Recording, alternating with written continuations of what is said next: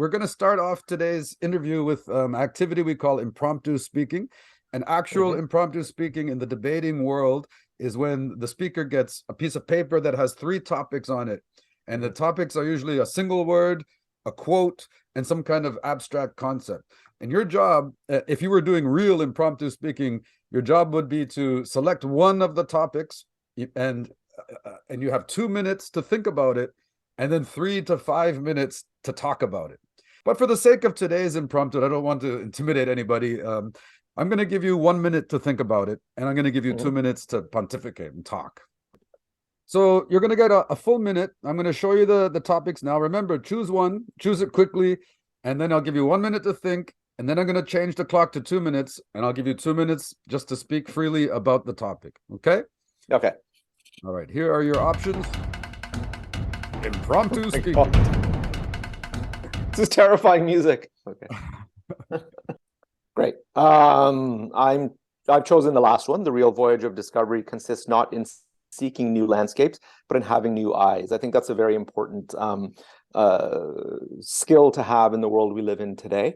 We're living in a world where things are constantly changing. We're living in a world of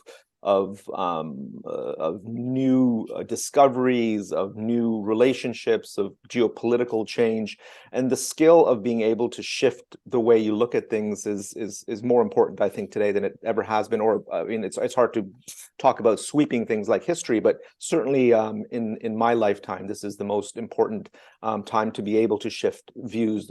The idea of shifting your frame is a way of understanding things in a different way, or in multiple ways even. It doesn't mean something, constantly seeking out the new is a form of, I think, a form of distraction. But in trying to understand things in a new way, it's a form of trying to increase your understanding of things, to see things from somebody else's perspective, to understand how other people might see things. So really and truly, the idea of discovering something not only about the world, but about yourself, is seeing how many ways you can shift your view of a single object, even, or a single idea, or a concept, or a relationship, and to have that skill and to be adept at it it's a skill that not a lot of people have. I think we're really stuck in a time right now where people are very singularly focused and have a very difficult time shifting their point of view.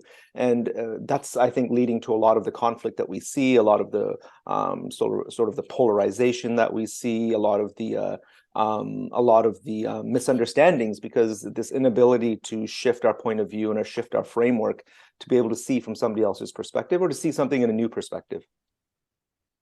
Wow.